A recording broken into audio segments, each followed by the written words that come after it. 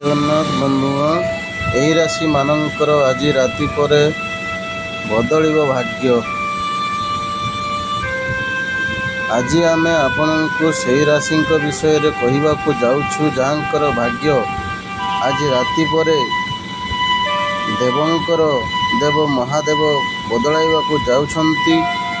ଆମେ ସମସ୍ତେ ଜାଣିଛନ୍ତି କି ମହାଦେବ ସମସ୍ତଙ୍କର ଦେବ ଅଟନ୍ତି। ତାଙ୍କର କୃପା ଯାହା ଉପରେ ହୋଇଥାଏ ତାର ସବୁ ମନୋରଥ ପୂର୍ଣ୍ଣ ହୋଇଯାଏ।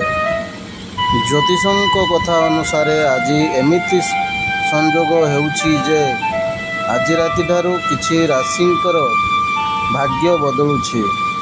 ବନ୍ଧୁଗଣ, ସେହି ରାଶିରେ ହେଉଥିବା ପରିବର୍ତ୍ତନ ଏବଂ ଲାଭ ବିଷୟରେ ଆଜି ଆମେ ଆପଣଙ୍କୁ କହିବାକୁ ଯାଉଛୁ।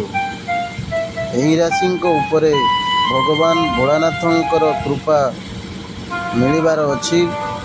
ଏମାନଙ୍କର ସବୁ ମନୋରଥ ପୂର୍ଣ୍ଣ ହେବାର ଅଛି। ବନ୍ଧୁଗଣ, ପାର୍ଟନର ଠାରୁ ଉପହାର ମିଳିବାର ଅଛି। ଆପଣଙ୍କର ନିଜର ଚିନ୍ତାଧାରାରେ ମଧ୍ୟ ବୃଦ୍ଧି ହେବ। ବନ୍ଧୁଗଣ, ଆପଣ ନିଜ ଜୀବନରେ ଖୁସିର ଏକ ଦୃଶ୍ୟ ଦେଖିବାକୁ ଯାଉଛନ୍ତି। ସମାଜରେ ମାନସମ୍ମାନ ଏବଂ ପ୍ରତିଷ୍ଠା ବଢ଼ିବାକୁ ଯାଉଅଛି।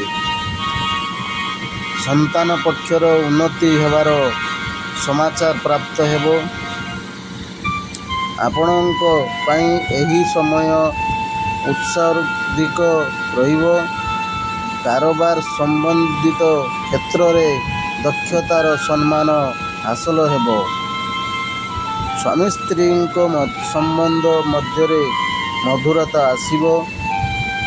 ଚାକିରି ବ୍ୟବସାୟରେ ଉନ୍ନତିର ଯୋଗ ଅଛି। ବିଜନେସରେ ଟିକେ ସମ୍ଭାଳି ରହିବେ। ପ୍ରେମ ଜୀବନରେ ନୂଆପଣ ପାଇଁ କିଛି ନୂଆ ପ୍ରୟାସ କରିପାରିବେ। ବନ୍ଧୁଗଣ, ଭାଗ୍ୟର ଭରପୁର ସାହାଯ୍ୟ ଆପଣଙ୍କୁ ପ୍ରାପ୍ତ ହେବ। ପୈତୃକ ସମ୍ପତ୍ତି ମିଳିବାର ଯୋଗ ଅଛି। ଆପଣ ଯେ କୌଣସି କାମରେ ହାତ ପକାଇବେ ତାହା ସଫଳ ହେବ। ଶିକ୍ଷକଙ୍କ ପାଇଁ ଆସୁଥିବା ସମୟ ଶୁଭ ରହିବ।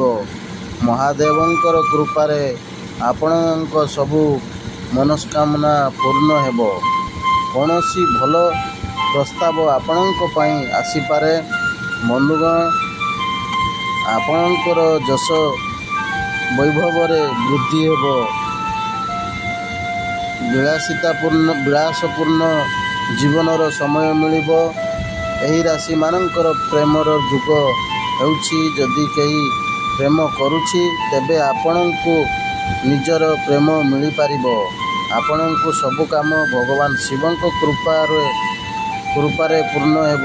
ଯେଉଁ ରାଶି ଉପରେ ଶିବ କୃପା ହେଉଛନ୍ତି ସେହି ରାଶିଗୁଡ଼ିକ ମେଷ ରାଶି, ବୃଷ ରାଶି, କର୍କଟ ରାଶି, ବିଛା ରାଶି ଏବଂ କୁମ୍ଭ ରାଶି ଅଟେ। ବନ୍ଧୁଗଣ, ଯଦି ଭିଡ଼ିଓଟି ଭଲ ଲାଗିଥାଏ ସବସ୍କ୍ରାଇବ୍ କରିବାକୁ ଜମାରୁ ଭୁଲିବେନି। ଲାଇକ୍ କରନ୍ତୁ, କମେଣ୍ଟ କରନ୍ତୁ, ସେୟାର କରନ୍ତୁ। ଜୟ ଜଗନ୍ନାଥ, ଜୟ ମହାଦେବ। ଧନ୍ୟବାଦ।